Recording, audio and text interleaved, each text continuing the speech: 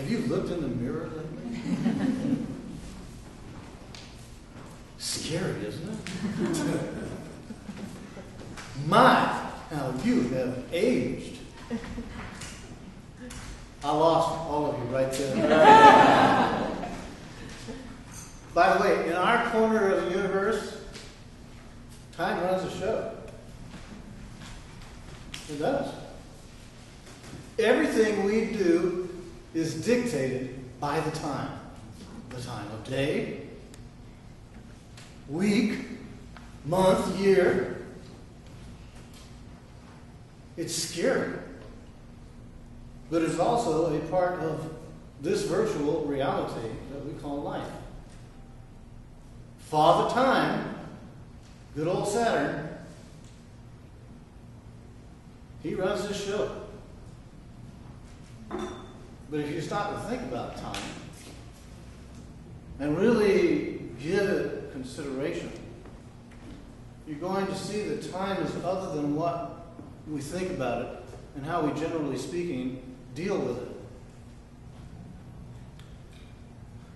For a moment, allow yourself to move away from what you are familiar with regarding time and consider that the universe, in its wave form fabric, inserts information. We experience that information and we decode that information that results in time. Because what we're actually measuring is the experience of our decoding this information. We go into life and we experience.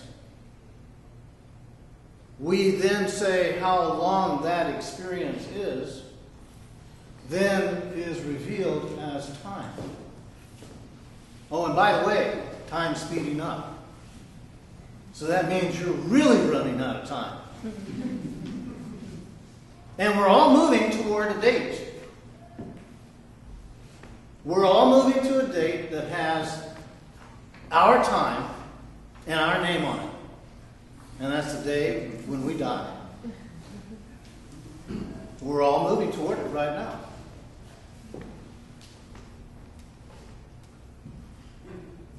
It really makes you feel good, doesn't it? Okay. Now, something's happened here, obviously, that has us all shut down. Let's look at our lifetime as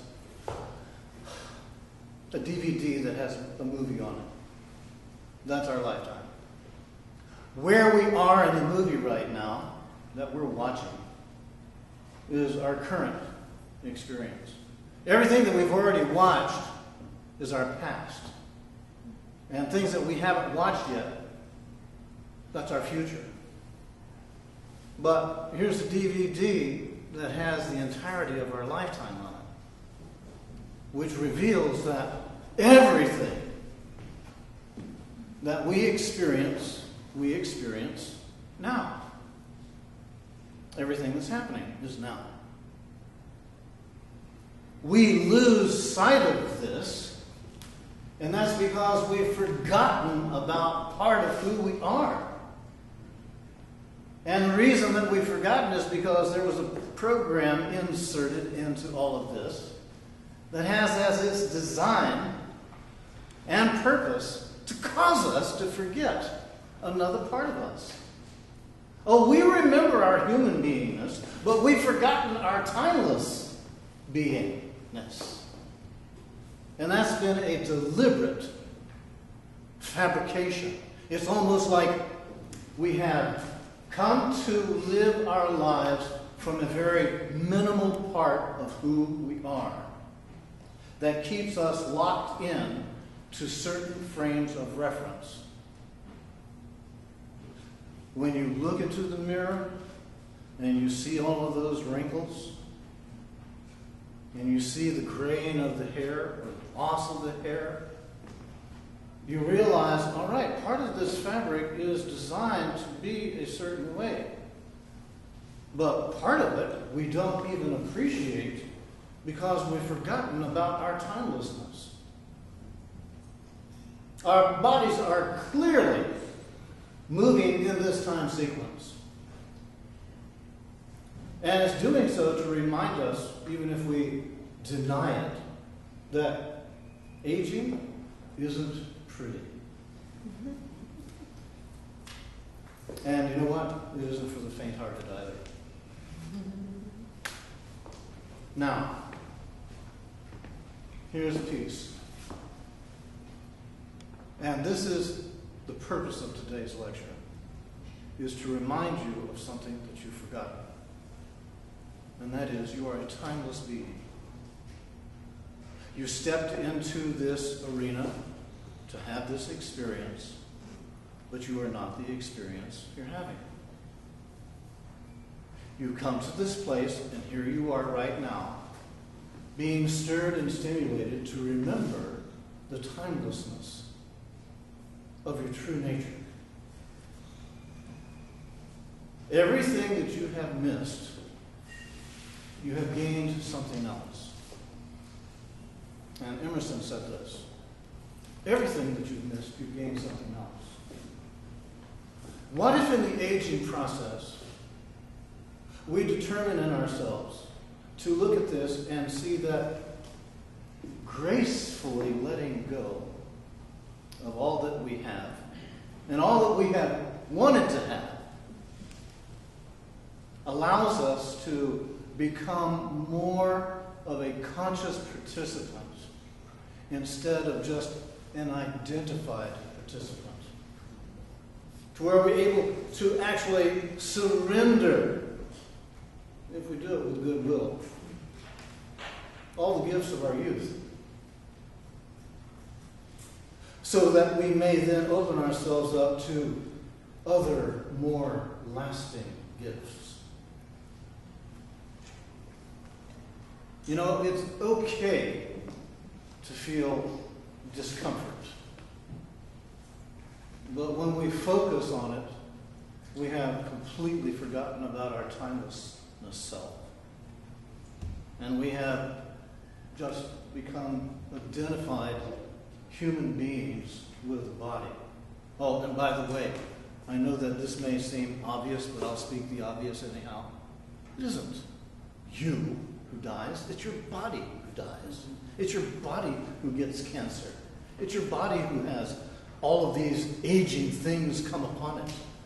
But you survive it all. You actually, through the body, gain so many things that you would never have gained if it were not for the body providing you with the opportunity to do so. Bodies are really wonderful things, but they weren't made to last forever. They give us a chance to be here. We get to see this movie. But you can be sure there are other movies that we'll see also. But where we are right now is in this particular one. To relax in yourself and realize you're not the body through which you're having the experience, then allows you to be available for so many of the things that you would ordinarily try to rush through and miss. Many mornings I get up early so that I can go out and I can, in nature, make connection with nature. And of course, the reason I say, or the excuse that I say, is to do a particular exercise with the sun. I gain benefit from the sun, but I also make myself available to so many of the other available presences and energies that I can only connect with in a particular way through nature. Call it a lack on my ability not to perceive it when I look out at what's going on there with all of humanity. I can accept that. I also know that when I make myself available, I find that there is a tendency for me to be present and to breathe the air for the sake of breathing, to enjoy the beauty of nature all around me, and to also begin to enter into a state of genuine appreciation that I can physically get out there and do it. I can see it, I can smell it, I can taste it, I can feel it. And if my brain's working well enough, I can process it. To be able to be appreciative of where you are and what you have allows you to be more of that timelessness self. You truly are. Instead of feeling like you have to rush through life, because if you don't, you're going to miss it. It's a funny thing, but we are accomplish-oriented. But if you've ever been taken out of the game, somewhere in there, there's the opportunity for you to realize it's okay not to always be trying to accomplish. As a matter of fact, that might even be perceived as a major accomplishment, non-accomplishment. But that may not be for you right now. You may be way too young. You may have too many things to do, and you've got to do them all at once. Wonderful. If you're lucky enough, you'll get older. And as you get older, you're going to find, wow, my perspective is starting to shift here. And part of it is because the gifts of my youth are being used up. They aren't operating as they used to. If I'm going to truly be in an appreciative involvement that allows me to experience fulfillment, I have to shift into who I truly am. And that is my timeless self. So, remember, we are constrained by the rules of the game to play according to the rules. And one of the rules here is the rule of time. It works. It's something that we all find affects us. We can either accept the rules of Father Time, and if we accept them, we can embrace our aging and embrace it gracefully, surrendering up all that we are asked to, and when we're asked to. Or we can resist. And in our resisting process, drive ourselves farther away from peace of mind. And we do so in a fight to disguise the truths that time has to reveal. So, I encourage you, make friends with time. It may seem to be a little bit of a challenge for you right now, but don't worry about it. You got the time. You can practice. You have the time. And if you choose to practice it every day, you'll find out that you are making friends with time. Because you're giving up the resistance.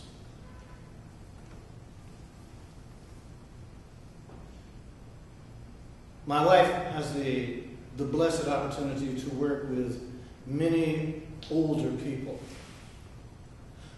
And a comment that they all share at one time or another is, getting old takes courage.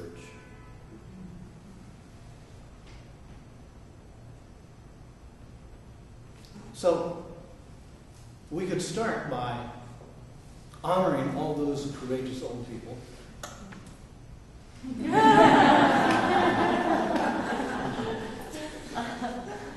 It's hard getting old. And then, let's honor ourselves. Because you see, we in a wisdom that perhaps we've forgotten, signed up for this lifetime. So that we would have the opportunity to, if we allow ourselves to shine through with our timelessness, we would make ourselves available to the cosmos to use us in the process of evolution. Well, one thing for sure, if we are so caught up in being preoccupied with what it is that we want to do and how we want to do it, and being so self-involved, we really don't make ourselves available for the universe to make good use of us.